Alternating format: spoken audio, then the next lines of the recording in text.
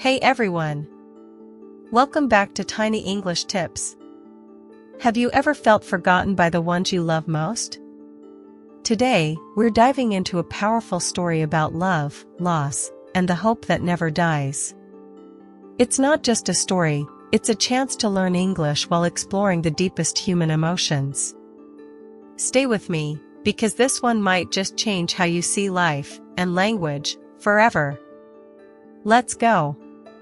Imagine waking up every morning, sitting by a window, and watching the world go by, except the world isn't really yours anymore. The trees sway in the wind, the sun rises and sets, and the days blend into each other, all while your life feels like it's stuck in a painful loop of old memories. This is the reality for Mr. Carter, an old man whose white hair and trembling hands tell only half the story. His real story is woven into the quiet ache of a love lost, the emptiness of a home once filled with laughter, and the weight of a question that haunts him: did I fail as a father? There was a time when Mr. Carter's life was nothing short of beautiful. His wife, Sarah, was the kind of person whose warm smile could light up a room. Together, they built a life filled with love, hard work, and dreams for their 3 children.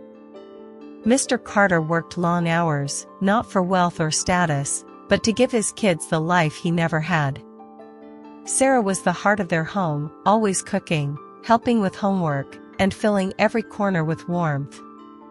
Their house was more than just walls and a roof, it was a sanctuary of joy, a place where love felt like a tangible thing. But time has a way of changing everything. As their children grew up, life pulled them in different directions. School, friends, new opportunities, slowly but surely, the kids began to spend less time at home. Mr. Carter understood. He knew they needed to explore the world, make their own lives, but every time they left, a little more silence seeped into the house. Sarah, ever the optimist, would hold his hand and say, "They'll come back. They love us." And he believed her, because if he didn't, what else was there? But then Sarah got sick. At first, it was small things, a bit of fatigue, a cough that lingered. But soon, the illness took over, and the woman who had been the strength of their family became a shadow of herself. Mr. Carter became her caregiver, his days filled with quiet devotion, cooking, cleaning, and telling her stories in hopes of making her smile. But her strength faded, and one night, with a soft goodbye, she closed her eyes and never opened them again. Her passing was like a switch being flipped. The vibrant home turned cold, the laughter disappeared, and Mr. Carter found himself surrounded by walls that seemed to echo his grief. He hoped, almost desperately, that his children would step in, that they would fill the house with noise and love. But life had its own plans. His kids were busy, wrapped up in their own lives, their visits becoming fewer and farther between until, eventually, they sat him down with gentle but firm voices. "You can't stay alone. It's better for you to live in a home for old people."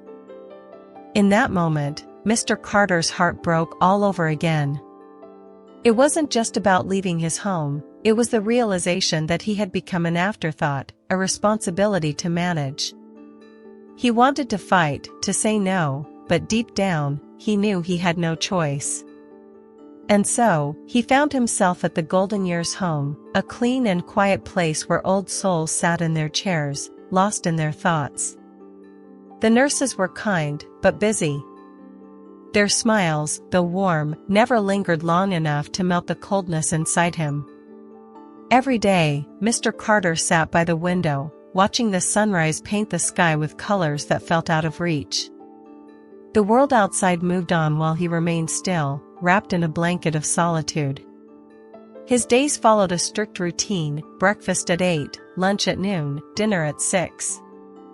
In between, he sat in the garden, surrounded by flowers and birds that seemed freer than he ever felt.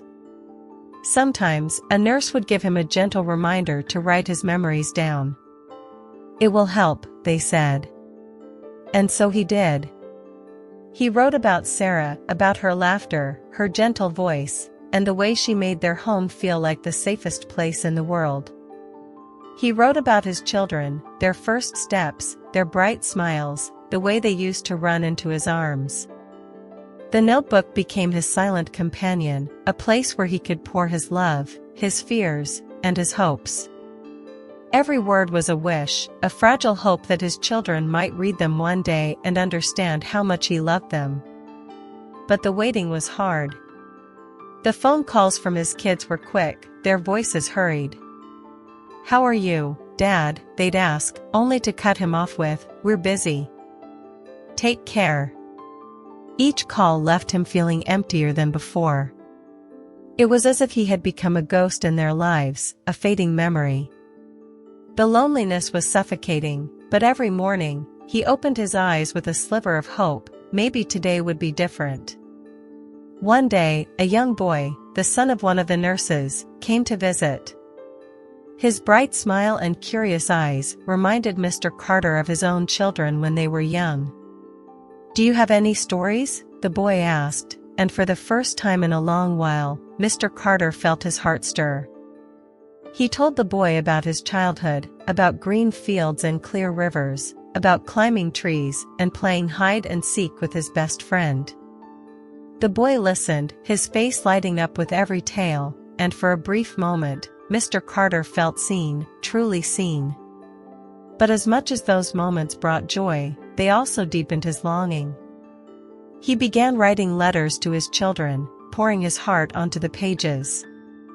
He wrote about his life at the home, about the quiet days and the memories that kept him company. He shared stories of their childhood, hoping to remind them of the bond they once shared. He gave the letters to a kind nurse, who promised to send them. And then, he waited. Days turned into weeks, and still, there was no response. No visits, no letters back, just the same old silence. His hope began to wither, but then, one bright morning, something changed. The sound of footsteps in the hallway, different from the usual shuffle of nurses and staff, made his heart race. The door opened, and there stood his eldest son, his children, Mr. Carter's grandchildren, clinging to his hands. "Daddy," his son said, his voice a mix of guilt and warmth. "I'm here." In that moment, all the hurt, the waiting, and the loneliness melted away. His son's embrace, the shy smiles of his grandchildren, and the simple joy of their presence filled the room with a light he thought he had lost forever. It wasn't a perfect ending, but it was a new beginning, a chance to rebuild, to reconnect, and to find hope where there had once been only emptiness. Mr. Carter's story is a reminder that love, no matter how distant it feels, is never truly gone. And if you're watching this, maybe there's someone in your life waiting for a visit, a call, or just a simple reminder that they are not forgotten. Because, at the end of the day, it's the connections we nurture, not the time we lose, that truly matter. So, what do you think of Mr. Carter's story? Have you ever felt this kind of longing or witnessed it in someone else? Share your thoughts in the comments below. I'd love to hear from you. Every hum of a car engine became a spark of hope. My heart would leap, only to crash down when the car door opened and it wasn't my family. It was always someone else, another visitor, another delivery, another reminder that I was still waiting. The days stretched on, each one a mirror of the last. Breakfast at 8, lunch at noon, dinner at 6. The world around me moved in circles, but my mind stayed trapped in the past. The garden became my refuge. Among the roses, daisies, and tulips, I could almost pretend I wasn't alone. The birds, so full of life, sang with a freedom I envied. I wondered if they ever felt lonely, or if every flight was just another reminder of how beautiful life could be. I sat on the old wooden bench, fingers tracing the notebook on my lap, my only friend. I wrote every day, capturing memories, wrapping my love in words, hoping that one day they would reach my children's hearts. One afternoon, the young boy came back. The nurse's son, with his big, curious eyes and an innocence that felt like sunshine on a cloudy day. "Hi, Grandpa," he called out, his voice breaking through the silence. He asked for more stories, and I couldn't say no. His presence felt like a small bridge connecting me to a world that had started to slip away. I told him more about my childhood, about the games I used to play with my best friend John, about the river where we swam, the trees we climbed. The boy hung on to every word, and for those precious moments, I was not just an old man in a chair, I was someone who mattered. But as soon as he left, the loneliness crept back in. The silence wrapped around me, and my thoughts turned to my grandchildren. Did they even know about me? Did they ever ask where Grandpa was? I longed to hold them, to tell them stories, to hear their laughter fill the empty spaces in my heart. I wondered if they had the same bright eyes as their father, if their smiles could light up a room like their mother's once did. One evening, as the sun sank behind the trees, I gathered the courage to ask the nurse if I could call my eldest son. She brought me the phone, and my hands trembled as I dialed his number. Each ring felt like a lifetime. Finally, he answered. "Hello, Dad," he said, his voice distant, like he was already halfway out of the conversation. I told him I missed him, told him I wanted to see him. "I'll try to visit soon," he said, but his words hung in the air, empty and weightless. It was the kind of promise that dissolved before it could settle. That night, I couldn't sleep. I lay in bed, staring at the ceiling, wishing Sarah were still here. She always knew how to bring us together, how to fill every room with love. Without her, everything felt wrong. I held the notebook close to my chest, as if it could somehow bridge the gap between me and my children. "Sarah," I whispered into the darkness, "if you can hear me, please tell them to come. Tell them I'm still here, waiting." Tears rolled down my cheeks, heavy with the kind of pain words can't carry. And still, I waited. Each day, I sat by the window, every passing car a tiny thread of hope. I wrote letters, one for each of my children. In my shaky handwriting, I poured out my love, my memories, my longing. I reminded them of our happiest times, of the little things I hoped they hadn't forgotten. I handed the letters to the nurse, and she promised to send them. With nothing else to hold on to, I let hope carry me through another day. But the silence that followed was crushing. No letters back, no calls, just the steady tick of the clock and the echo of my own thoughts. I told myself to be patient, they were busy, they had lives to live. But each day that passed without a word chipped away at the hope I had so carefully built. It was like standing on a shoreline, watching the tide pull further and further away, knowing that nothing you did could bring it back. Then, one morning, everything changed. I woke up to the sound of unfamiliar footsteps in the hallway. Not the soft, measured steps of the nurses or the shuffling of the other residents. These were purposeful, almost hesitant. My heart pounded as the door opened. It was my eldest son. And behind him, holding his hands, were my grandchildren. My breath caught in my throat, and for a moment, the world stopped. "Daddy," he said, his voice softer, warmer than it had been on the phone. "I'm here." His words wrapped around me like a blanket, and I opened my arms. He leaned down, and as he hugged me, years of distance melted away. His children, my grandchildren, stood by his side, their eyes wide with curiosity and shyness. "These are Emma and Liam," he said. The kids stepped forward, each holding a drawing.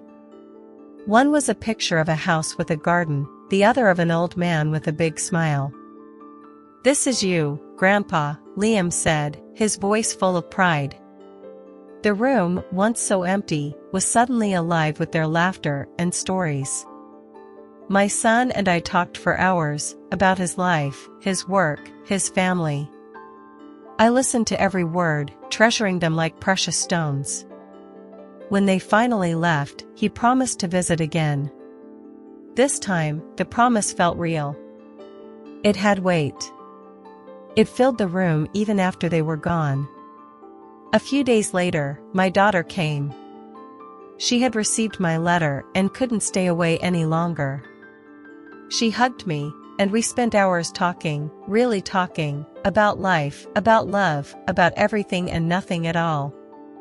She told me about her struggles, her dreams, and as she spoke, I saw the little girl she used to be, the one who sang with her mother in the kitchen. Their visits became more frequent. The emptiness that had gnawed at me for so long began to fade. The young boy still visited me, bringing his drawings and stories, but now his visits were met with the sounds of my own family, of voices and love. The house and his drawings, the family under the tree, it wasn't just a wish anymore. It was my reality. And as I sat in the garden, surrounded by flowers and birds, with my children and grandchildren by my side, I felt something I hadn't felt in a long time, peace. I still missed Sarah, and I always would, but I knew she would be proud. Her love had been the foundation, and now, even in her absence, that love had brought us back together. Life, I realized, wasn't about how much time you had, but about the love you shared. And in those quiet moments, with the sun setting and my family around me, I knew that I had finally found my way home. The letter felt like a lifeline. My eyes moved over each word, drinking them in, holding on to every sentence as if they might slip away. My eldest son wrote about his busy life, his demanding job, and the never-ending rush of responsibilities. His apology was gentle but real, and he promised to visit soon, to bring my grandchildren, whom I hadn't seen in years. For the first time in what felt like forever, I felt a warmth in my chest, a flicker of hope reignited. I read the letter over and over, each time feeling a bit more of the ache in my heart ease. I showed it to the nurse, her kind eyes lighting up as she said, "See, Mr. Carter? They do care." Her words echoed in my mind, a reminder that love could still find its way back to me. I began to count the days, waking up each morning with a new sense of anticipation. I spent hours by the window, my eyes fixed on the driveway, waiting for the familiar shape of my son's car. The other residents noticed my change in spirit. They'd ask me why I seemed so bright, and I would proudly tell them, "My son is coming. He's bringing my grandchildren." Their smiles encouraged me, their soft words of support weaving a blanket of comfort around my fragile hope. But as the days turned into weeks, the spark inside me began to dim again. Each sound of a car engine outside still made my heart race, but disappointment followed just as quickly. I tried to keep my faith alive, but doubt started to whisper its cruel questions. I decided to write again, this time to my daughter. I told her about the letter from her brother, how much it lifted my spirits, and how I missed our conversations. I reminded her of the times we would sit on the porch, talking about her dreams and her fears, about how she would sing while helping her mother in the kitchen. "You are my sunshine," I wrote, just as I used to call her when she was a little girl. I sealed the letter and handed it to the nurse, my hands trembling with a mix of fear and hope. While I waited, I continued to find solace in the small garden. The young boy, the nurse's son, kept visiting me, his presence a balm to my soul. One day, he brought me another drawing, a picture of a family standing together under a tree. "This is your family," he said, pointing to the smiling figures. His innocence, his unwavering belief in love and family, brought tears to my eyes. I placed the drawing next to my son's letter, creating a small shrine to my hope. My days became a delicate balance between patience and longing. I thought of Sarah often. Her memory was like a soft breeze, brushing through my mind, reminding me to hold on. "They will come," I whispered to myself each night, clutching the notebook filled with my stories. Each page was a message in a bottle, sent out into the vast sea of time, hoping to wash ashore where my children stood. Then, on a bright morning, when I had almost given up, it happened. The sound of footsteps in the hallway, different, eager. My pulse quickened. The door opened, and there he was, my eldest son. His face was a mix of emotions, guilt, love, hope. Behind him stood two small children, my grandchildren, their eyes wide and curious. "Daddy," he said, his voice cracking, "I'm here." I opened my arms, and he rushed to me, holding me tight. His children, shy at first, stepped forward. "These are Emma and Liam," he said softly. They handed me drawings, simple, colorful, and filled with love. "This is you, Grandpa," Liam said, pointing to a picture of an old man with a big smile, sitting under a tree. I felt the years of loneliness wash away in that moment, replaced by the warmth of family. The room, once so quiet, filled with the sounds of laughter, of stories being shared, of love being reborn. My son told me about his life, his struggles, his dreams. I listened, soaking in every word, holding on to every moment. When they left, he promised to visit again, and this time I believed him. His promise wasn't just words, it had weight, a truth I could hold on to. A few days later, my daughter arrived. She had read my letter and couldn't stay away. She hugged me tightly, her embrace filling the empty spaces in my heart. She told me about her life, the things she had been too busy to share before. She apologized for the distance, for the lost time. I told her it didn't matter, all that mattered was that she was here now. Their visits became more frequent. My room, once a place of solitude, became a gathering spot for my family. My grandchildren played in the garden, their laughter mixing with the songs of the birds. The young boy who had brought me so much comfort continued to visit, but now he had others to play with. His simple act of kindness had been the first step in bringing my family back to me. As I sat in the garden, surrounded by flowers, with my children and grandchildren by my side, I felt a peace I hadn't known in years. The ache that had been my constant companion was gone, replaced by gratitude. I still missed Sarah, but I knew she would be proud. Her love had been the foundation, the guiding light that led us back to this moment. Life had come full circle, and I finally understood. Love doesn't vanish. It might get lost, buried under the weight of life's burdens, but it remains, waiting for the right moment to shine through. And in that garden, surrounded by the blooming flowers and the warmth of my family, love had found its way back to me. My son's embrace felt like a bridge, reconnecting the broken pieces of my heart. His arms around me were warm and real, pulling me back into a world where love still existed. My grandchildren, Emma and Liam, stood close, their small hands gripping their father's fingers. They were a picture of innocence and curiosity, their wide eyes studying me as if trying to match the man before them to the stories they might have heard. "Hello, Grandpa," Emma said softly. Her voice was a melody I hadn't realized I needed to hear. Liam, a little braver, stepped forward with a drawing in his hand. "I made this for you," he said. The picture showed a house with a big tree, under which stood a smiling old man, surrounded by a family. "That's you," he added, his face beaming with pride. Tears filled my eyes, but this time they weren't from sadness. I knelt down as best I could, and they wrapped their small arms around me. I could feel their love, fresh and pure, seeping into the empty corners of my heart. For the first time in years, I felt whole. My son helped me to a chair, and we sat together, the room filled with a warmth I thought I had lost forever. We talked, not just about the surface things but about life, about his work, his family, the challenges he faced. I listened, my heart swelling with each word. He confessed how hard it had been, how the busyness of life had pulled him away, but that he had never stopped thinking of me. His words were the balm I needed, healing old wounds I had almost given up on. Emma and Liam played in the small garden, their laughter like music.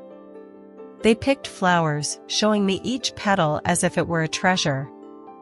My son joined them, and for a moment, the past and present blended into something beautiful. I saw Sarah in the way he crouched down to their level, his gentle patience a mirror of her love.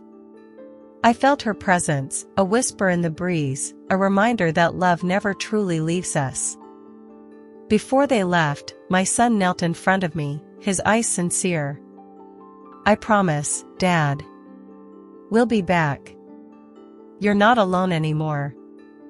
His words settled deep in my soul, planting seeds of hope that I knew would grow. As they walked away, I didn't feel the sharp sting of loneliness. Instead, there was a sense of peace, a quiet joy that lingered long after their footsteps faded. The days that followed were softer, less harsh. I still sat by the window, but now, I watched the world with a sense of anticipation rather than longing. The young boy continued to visit, his cheerful stories brightening my afternoons. He brought me another drawing, this time of a boat on a river. "It's a journey," he said. "You're sailing to somewhere happy." His words, so simple yet profound, stayed with me. And true to his promise, my son returned. Not just once, but often. My daughter came too, her smile bringing light into every room. She told me about her life, shared her worries, and let me be a part of her world again. My youngest son, the one who loved to laugh, showed up with his family, filling the space with joy and life. My small room became a hub of love, each visit a reminder that the story of my life was far from over. My grandchildren brought life back into the garden. They chased the birds, planted seeds, and watched the flowers grow. They listened to my stories, asked about their grandmother, and let me teach them the old songs I used to sing to their parents. Their laughter filled the air, and every "I love you, Grandpa" felt like a gift. One afternoon, as I sat in the garden surrounded by my family, the young boy from the home came over. He looked at the scene, his eyes wide with delight. "I told you," he whispered, "you're not alone." I pulled him into the circle, his small hand fitting perfectly into mine. He had been the spark, the tiny flame of kindness that had guided my family back to me. As the sun set, casting golden hues over the garden, I realized that the waiting, the loneliness, all of it had led to this moment. The love I had given had not been lost, it had simply taken the long road home. And as my family sat around me, sharing stories and laughter, I knew that this was the true golden years, not the place, but the people. Not the silence, but the love that filled every quiet space. I looked up at the sky, a silent thank you to Sarah, knowing she was with us, her love woven into every smile, every touch, every heartbeat. I had found my way back to them, and they to me. And in that moment, surrounded by love, I knew I was exactly where I was meant to be. The days that followed felt like a new chapter in my life, one where the heavy shadow of loneliness finally began to lift. My son's promise to visit again wasn't just words, he truly meant it. Every week, he came by with Emma and Liam, filling my small room with the sweet chaos of childhood. They brought more drawings, each one brighter and more hopeful than the last. My walls, once bare and gray, transformed into a gallery of love, where every picture told a story of connection and family. My daughter, too, became a regular visitor. She would bring me fresh flowers from her garden, their colors a reminder of Sarah's love for nature. We would sit by the window, sipping tea, and talk about everything, from her work challenges to the dreams she still chased. She would often lean in, her eyes soft with regret, and say, "I'm sorry for staying away." But I never let her linger on the guilt. "You're here now," I'd say, "and that's all that matters." Each visit was like stitching a patch into the quilt of my heart, mending what had been torn. The young boy from the home still visited, his cheerful stories a bridge between my past and present. His drawings hung beside those of my grandchildren, a testament to the kindness that had sparked this change. He noticed the difference in me before I did. "You look happier now, Mr. Carter," he said one afternoon, his bright eyes wise beyond his years. I smiled and nodded, my voice steady as I replied, "Yes, I am." And I truly was. The routine of the home no longer felt like a prison. Each meal, each sunrise, held a new possibility. I started to join the other residents more often, sharing my stories, laughing, and finding a sense of community I hadn't thought possible. The once quiet corners of my life began to fill with voices, those of my children, my grandchildren, and even the gentle chatter of new friends. One sunny afternoon, my family and I gathered in the garden. The roses, daisies, and tulips were in full bloom, their colors vivid against the green of the grass. Emma and Liam chased butterflies, their laughter echoing through the air. My son helped me to a comfortable chair under the old tree, and my daughter sat beside me, her hand resting warmly on mine. We shared a picnic, the simplicity of sandwiches and fresh fruit feeling like a feast. My son told old family stories, making us laugh until our sides hurt. My daughter shared her hopes for the future, her dreams unfolding in the safe space of our love.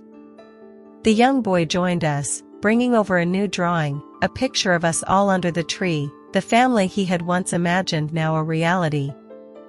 In that moment, I felt Sarah's presence. She was there, not in a ghostly sense, but in the warmth of the sun, in the joy of our gathering. She had always been the glue that held us together, and even in her absence, her love had found a way to bring us back to one another. I closed my eyes and whispered a silent thank you, knowing she could feel it wherever she was. As the sun began to set, casting golden hues over the garden, I realized the truth I had been searching for. Life isn't measured by how much you give but by how deeply you live. It's the shared moments, the hands held, the smiles exchanged. It's in the laughter of children, the soft touch of a daughter's hand, the pride in a son's voice. My heart, once heavy with loneliness, was now full of gratitude. When the day came to an end, and my family began to gather their things, I didn't feel the ache of parting. I knew they would come back. I knew I was loved. And as they walked away, their figures bathed in the soft glow of twilight, I sat in the garden, breathing in the sweet air, feeling at peace. I thought of all the letters I had written, the hopes I had sent out into the world like paper boats on a river. Each one had found its way, bringing my family back to me, not out of obligation, but out of love. My story, once marked by waiting and longing, had become a story of reunion and joy. And as the last light of day faded into night, I stayed outside a little longer, not because I was waiting, but because I was savoring. My life had come full circle, and the garden, once a refuge from loneliness, had become a sanctuary of love. I felt Sarah's love in every petal, in every breeze, and knew that as long as I held on to love, I would never truly be alone again. Alright, everyone. Now that we've journeyed through Mr. Carter's touching story, it's time to put your English reflexes to the test. In this next section, I'll ask you detailed questions about the story, and your goal is to respond as quickly and naturally as possible. Don't worry about crafting perfect sentences, focus on keeping the conversation flowing and reacting to what you hear. Ready? Let's dive in. Let's practice. Who was the old man in the story? Mr. Carter. What was Mr. Carter's wife's name? Sarah. How many children did Mr. Carter have? 3. What did Sarah do when the children were young? She cooked, helped with schoolwork, and filled the home with love. What illness did Sarah have? The story doesn't specify, but she became very weak and passed away. What were Sarah's last words to Mr. Carter? Take care of the children. They need you. Where did Mr. Carter move after his children suggested it? To the Golden Years home. Who gave Mr. Carter a notebook to write his memories? A nurse. What did Mr. Carter write about in his notebook? He wrote about Sarah, his children, and his life memories. Who often visited Mr. Carter and brought him drawings? A young boy, the son of a nurse. What did the young boy's drawing depict? A family standing under a tree. What promise did Mr. Carter's son make when he visited? To come back soon and bring his children. How did Mr. Carter feel when his children began visiting more often? He felt surrounded by love and his loneliness began to fade. What did Mr. Carter realize about life at the end of the story? That life is not about how much you give, but about the moments you share with those you love. Great! Keep practicing, and remember, respond quickly and naturally. The more you practice, the stronger your English reflexes will become. Let's go! Before we wrap up today's video, I want to share 5 powerful tips to help you expand your English vocabulary and boost your listening skills. These aren't just generic tips, you can start using them today to see real progress. So, grab a notebook, and let's dive right in. 1. Never learn words in isolation, learn phrases instead. One of the biggest mistakes English learners make is trying to memorize individual words. It might seem like a good idea to sit down with a list of words, but in reality, our brains remember context much better than isolated information. Instead of learning love, learn fall in love or love at first sight. Instead of memorizing visit, try pay a visit to. By learning phrases, you'll not only understand how to use the word naturally, but also improve your fluency. For example, from today's story, instead of just memorizing visit, you could learn the phrase promise to visit soon and use it in your daily life. How about telling a friend, I promise to visit soon the next time you make plans? 2. Create personal connections with phrases. Learning new phrases is great, but you need to make them stick. And nothing sticks better than personalization. Let's take the phrase surrounded by love. It's a beautiful expression, but how do you make it yours?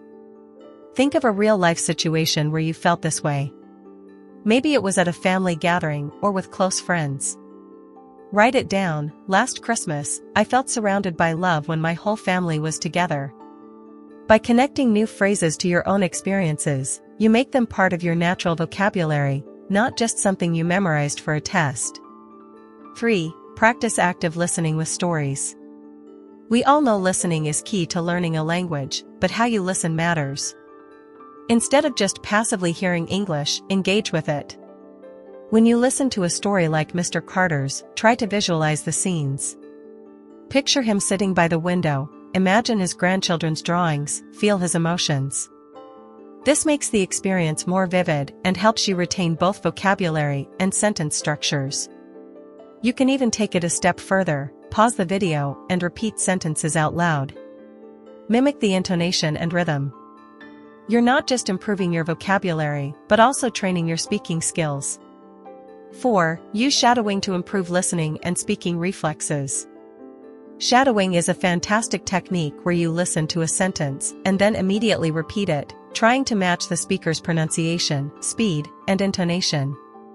It might feel a bit strange at first, but it's incredibly effective. You can try this with today's story. Listen to a line, pause, and then repeat it as closely as you can. For example, if you hear, my heart filled with hope, try saying it exactly the same way. The goal is to get your mouth and brain used to the natural flow of English, and it's also a great way to pick up new phrases in context. 5. Immerse yourself in English daily, even if just for 5 minutes. The key to mastering English isn't about how much you learn in one go, but how consistently you practice. Even 5 minutes a day can make a huge difference. Listen to a short English story, watch a YouTube video, like this one, or read a simple article. But make sure you're engaging with it. If you hear a new phrase, pause and think about how you could use it in your own life. Could you use spark of happiness to describe how you feel when you eat your favorite food? The more you immerse yourself, the more natural English will feel. How to practice with today's story. Let's put these tips into action right now. Take a phrase from Mr. Carter's story, like a spark of hope, and make it personal. Maybe you could say, I felt a spark of hope when I applied for my dream job. Or use surrounded by love in a real-life context. I want to feel surrounded by love when I spend time with my friends. If you practice using phrases this way, they'll become second nature. Boost your listening skills. When you rewatch this video, or listen to any English story, challenge yourself to catch every detail. Ask yourself questions like, what was Mr. Carter's wife's name, or why did he write letters to his children? Then, answer out loud. This active engagement helps transform passive listening into an active learning experience. A quick practice challenge. Right now, I challenge you to take one phrase from today's video and use it in a sentence. You can even share your sentence in the comments below. Not only does this reinforce your learning, but it also helps you connect with others who are on the same journey as you. Keep the momentum going. Learning English is not a sprint, it's a marathon. And like any marathon, the key is to keep moving forward, even if some days you only take a small step. With every new word, every practiced phrase, and every story you listen to, you're getting closer to your goal. You've already taken a huge step by being here, so keep that momentum going. Join our community. If you enjoyed this video, make sure to hit the like button and subscribe to Tiny English Tips. We share new stories, practical English learning techniques, and interactive exercises every week. Don't miss out on the chance to make learning English a fun and engaging part of your day. And if you've got a story or a learning tip of your own, drop it in the comments. I'd love to hear from you. Thank you so much for spending this time with me. Keep practicing, keep smiling, and remember, every word you learn brings you one step closer to fluency. See you in the next video.